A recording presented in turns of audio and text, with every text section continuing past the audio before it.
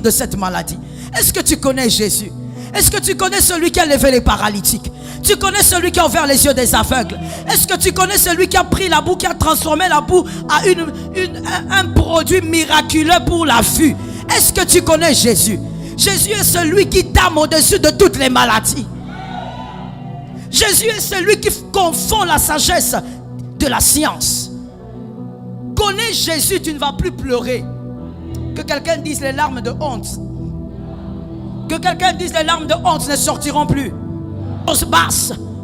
Non, je ne fais pas de l'avance. Qui t'a dit que tu n'avances pas? Quand on est dans une classe avec Jésus, on est assis sur le banc, on est en train d'avancer. On n'est pas en retard. Jésus, quand il est ton enseignant, Ramachatayabo, tu es en train d'avancer. Tu n'es pas en retard. Ne dis jamais que tu es en retard quand Jésus prend le temps de te façonner. Tu n'es pas en retard. Je chasse le diable de cet endroit. Je chasse le diable de tes pensées. Que le diable ne te dise jamais tu es en retard parce que tu n'as pas la voiture que ton collègue a. Tu es en retard parce que tu n'as pas la maison que ton ami a. Tu n'es pas ton ami. Toi tu es un vaillant héros. Tu as ton parcours. L'Éternel est avec toi. Il te façonne. Des larmes que tu dois regretter. Des larmes que moi j'appelle larmes de manque de connaissance. Les larmes des insensés. Que quelqu'un dise les larmes des insensés. Les larmes de quelqu'un qui ne connaît pas Jésus. Tu as entendu parler de Jésus. Ton pasteur te prêche Jésus. Mais toi tu ne connais pas. Si tu connaissais Jésus, tu n'entrerais pas dans la chambre et t'enfermer en disant je vais peut-être me tuer maintenant. Je crois que ma vie est arrivée à la fin. Qu'est-ce qui peut bien te détruire? Même si on te laissait sans rien, tu as beaucoup. Ça tombe sur une âme. Même si on te déshabillait complètement, tu es habillé. Parce que celui qui est en toi, c'est celui qui habille. Celui qui est en toi, c'est celui qui positionne. Celui qui est en toi, c'est celui qui propulse. Je prophétise au nom de Jésus qu'Adonai te propulse. Que le Maître te propulse. Parce que celui qui est en toi est très grand. Dis à 5 personnes, il est trop grand. Il est trop grand. Il est trop grand. Jésus est trop grand. Mais toi, je vais te dire une chose. Écoute-moi très bien. Jésus est tellement grand qu'il ne faut pas faire couler tes petites larmes devant lui. Il est trop grand. Des fois, quand tu pleures, Jésus regarde. Tu dis, regarde Seigneur, je manque ceci. Seigneur, tu vois comment on m'a humilié. Jésus regarde, il dit, oh mon Dieu, regarde-moi ce garçon. Ne sait-il pas qu'il est plus grand que toutes ces personnes qui l'humilient? Regarde-moi ce garçon. Écoute bien aimé, un enfant de Dieu, c'est celui qui connaît le Maître, c'est-à-dire, il a une vision dans l'avenir, il n'est pas focalisé dans le présent. Peu importe ce qui arrive dans les présents, il a une vision dans l'avenir. Un enfant de Dieu, c'est celui qui est focalisé sur la vérité que plutôt sur la réalité. Il est focalisé sur ce qui est vérité. Il sait que Jésus est sa vérité. Il sait que Jésus est capable de maintenir sa barque. Il sait que Jésus ne permettra pas qu'il meure comme un chien. Ça tombe sur toi. Celui qui a été distrait, il est distrait. Ça tombe sur toi, ça tombe sur tes fils. Cet avion ne fera pas de crash parce que tu connais Jésus. Même quand ça s'agite, tu es calme. Tu connais les promesses. Laisse-moi te dire une chose. Si tu connais Jésus, tu sauras que Jésus ne ment pas. Jésus n'est pas un menteur. Tout ce qu'il t'a promis va l'accomplir. Les disciples étaient agités, pourquoi? Ils pensaient qu'ils allaient mourir. Et pourtant Jésus n'était pas monté dans la barque pour mourir. Jésus était monté dans la barque pour aller de l'autre côté. Jésus n'est pas un menteur. Quand il monte dans ta barque, il va t'emmener de l'autre côté. Toutes les promesses que tu as reçues, je pose la question à une âme. Est-ce que toutes ces promesses se sont accomplies? Tu es en retard. Est-ce que ces promesses se sont accomplies? Tu es en retard. Est-ce que ces promesses se sont encore accomplies? Pas encore. Alors pourquoi tu penses que tu vas mourir? Pourquoi tu penses que cette souffrance va te détruire? Aucune souffrance ne te détruira. Le Maître est dans la barque. Let me say something. D'ailleurs, quand le maître était en train de dormir, une manière de faire comprendre aux disciples, cet enfant n'est pas grave. Cette mer qui est agitée n'est pas grave. Il dort. Laisse-moi te dire ce matin, parce que c'est Christ qui est là en train de te parler. Laisse-moi te dire, La tempête là qui secoue ta vie, qui bouleverse même tes sommeils. Tu n'arrives même pas à dormir la nuit. Regarde comment tu commences à compter les plafonds, tu commences à compter toutes les taches qu'il y a sur le mur. Parce que tu as perdu le sommeil. Parce qu'il y a les tempêtes dans ta vie. Mais tu sais, Jésus est en train de te dire, ce n'est pas grave. C'est rien du tout. Par rapport à ce qui va arriver bientôt, il dit que c'est rien du tout. Voilà pourquoi il est reposé. Voilà pourquoi il est calme.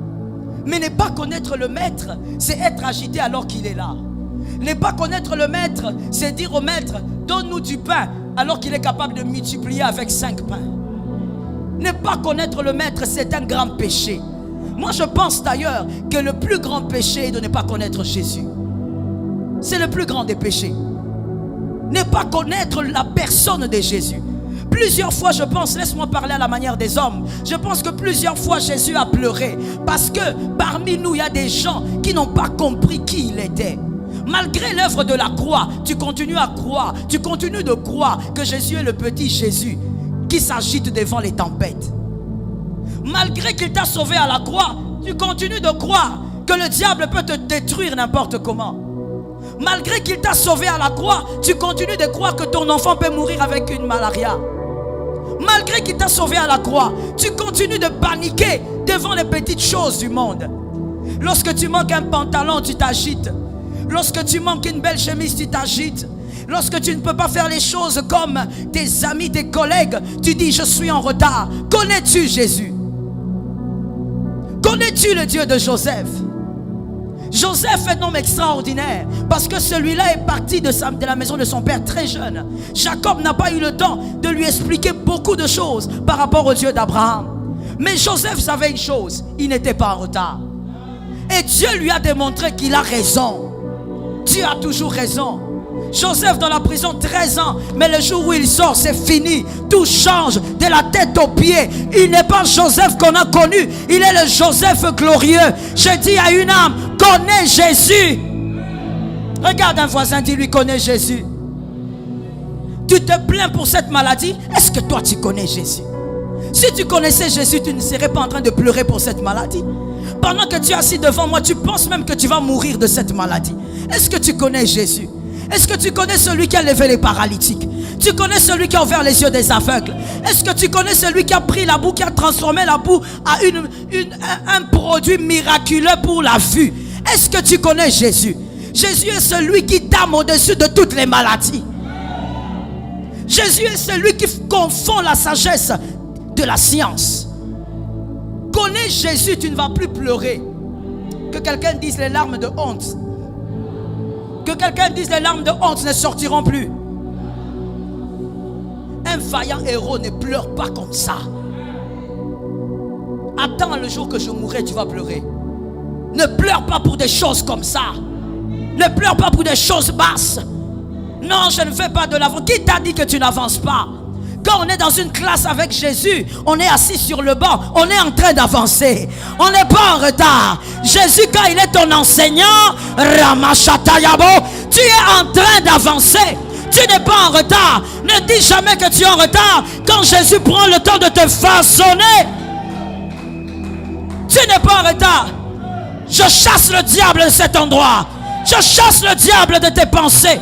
Que le diable ne te dise jamais tu es en retard parce que tu n'as pas la voiture que ton collègue a. Tu es en retard parce que tu n'as pas la maison que ton ami a. Tu n'es pas ton ami. Toi tu es un vaillant héros. Tu as ton parcours. L'Éternel est avec toi. Il te façonne. La connaissance de Jésus est très importante dans la vie d'un chrétien. Ne pas connaître Jésus signifie tout simplement que nous sommes en danger car il est le seul qui a dominé la mort. Sa puissance et sa divinité est incontestablement proclamée dans de nombreux écrits.